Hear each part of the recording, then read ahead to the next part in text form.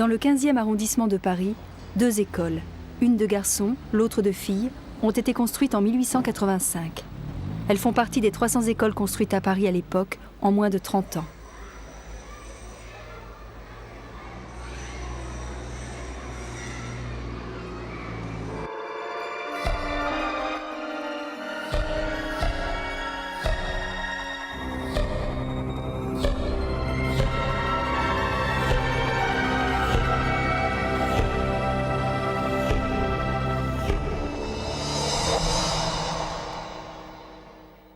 Jules Ferry a été l'artisan d'une des grandes lois de la Troisième République, celle de l'école laïque, votée en 1883.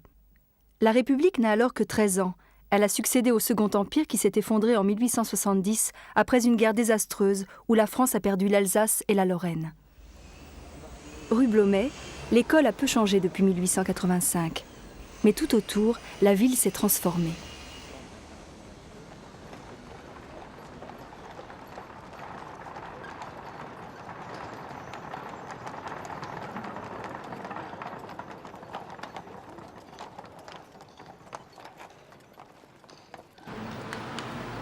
Rue des Volontaires, envahie aujourd'hui par les voitures, on aperçoit l'angle de l'école de la rue Blomet et plus loin l'ancienne école des filles.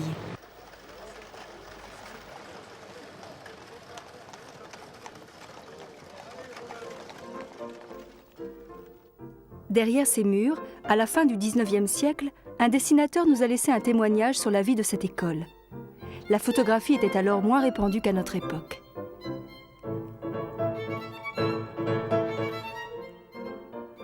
Au temps de Jules Ferry, un buste de Marianne ornait un mur de ce préau. Marianne est l'image de la République. Elle est la seule autorisée dans une école laïque parce qu'elle symbolise tous les citoyens français, quelle que soit leur religion.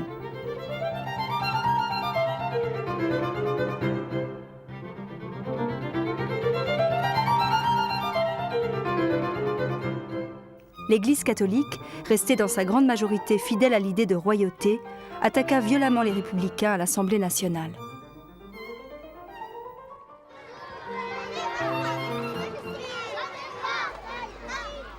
Cette cour de récréation a peu changé, mais les enfants, si.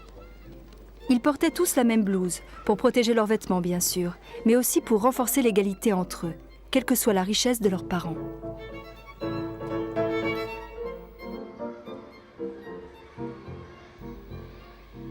La République française affiche partout ses 3 grands principes.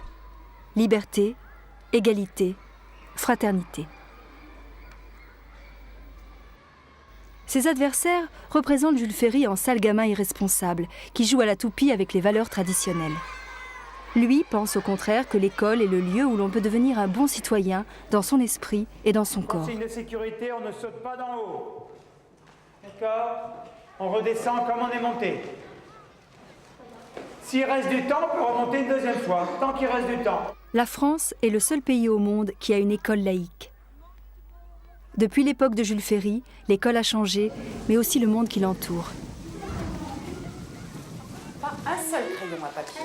Parce que l'année dernière, on m'a piqué tous les crayons à papier.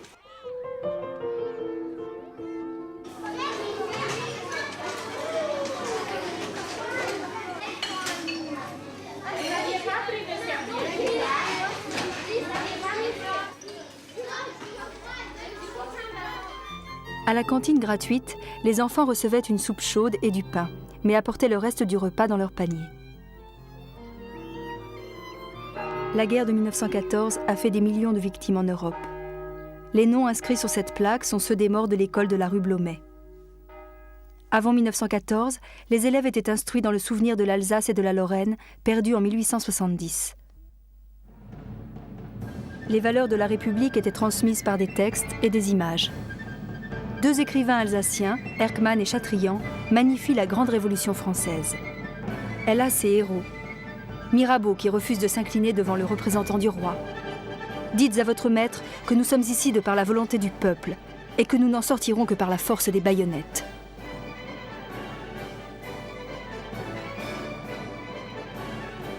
Un jeune tambour, une main coupée par un sabre, bat encore la charge de sa main valide.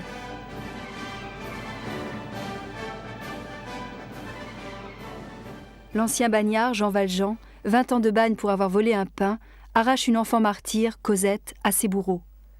Il s'agit là de 2 figures exemplaires du grand poète du siècle, Victor Hugo.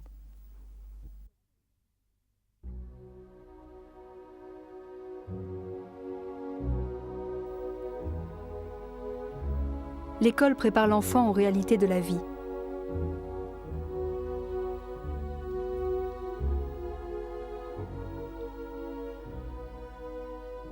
On le persuade de la grandeur de sa nation.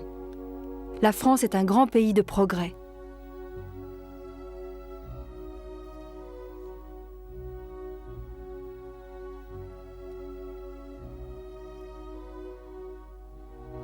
Son histoire est très ancienne. Elle a un grand empire colonial. Tous les matins, en entrant en classe, on voyait une grande carte où la moitié du monde était française, l'autre moitié anglaise, ce qui fait qu'on était assuré d'être dans vraiment des privilégiés. De l'esprit de l'école de Jules Ferry, d'anciens maîtres et élèves continuent à témoigner. Je me souviens bien, les élèves du cours complémentaire venaient s'aligner dans ce secteur. Ils étaient en blouse de travail, en bleu de travail plus exactement, et ils devaient donc apporter leur mallette d'outils, hein, et surtout bien entretenir les outils qu'on leur prêtait. Et à l'intérieur, donc, il y avait l'atelier fer, qui était auparavant un atelier de forge. J'étais à l'école communale du cours préparatoire au cours moyen 2e année de 1968 à 1973. Moi, je me rappelle de mon institutrice que j'ai eue en CM1 et CM2. Je me rappelle d'une anecdote. J'avais eu, donc en CM2, pour l'entrée en 6e, on avait fait un concours blanc et j'avais eu 17,5 en mathématiques. La meilleure note de la classe, et évidemment, j'avais fait la très fière, ouais, c'est moi la meilleure, et vous voyez, ce que j'ai fait est formidable, et tout ça. Et j'ai gardé toujours en mémoire, enfin, je l'ai perdue de vue, cette note, et je l'ai gardée en mémoire le jour du bac. Parce que je ne vous dis pas la note que j'ai eue en mathématiques au bac. L'institutrice m'avait dit, tu sais Florence, il ne faut pas être fière d'une note, il faut être fière toute l'année. J'étais à l'école communale de 1933 à 1939. Où j'ai passé le certificat d'études et le concours des bourses. À cette époque, l'école communale était le lieu où tout le monde se formait et quittait souvent définitivement les études, après le certificat d'études. L'instituteur, dont j'ai des souvenirs très nets, était pour nous un dieu, pas que pour nous. Dans la rue, tout le monde se décoiffait devant lui. L'institution était respectée, à mon avis, beaucoup plus qu'aujourd'hui. Et cet instituteur nous avait convaincus qu'il fallait apprendre, travailler, payer les bêtises qu'on faisait, la discipline était sévère mais acceptée, et surtout donner l'amour du travail très bien fait. Comme par le passé, cette institutrice aime le travail bien fait. Mais ce mot a sans doute moins aujourd'hui le sens d'autorité absolue qu'il en avait au début de l'école laïque, quand tout était à inventer. Jules Ferry se rendait dans les écoles pour encourager les jeunes instituteurs sur lesquels reposait son école nouvelle. Avec la République, on se marie devant monsieur le maire. Et ensuite, on est libre d'aller ou de ne pas aller à l'église. C'est compris? Oui. Oui.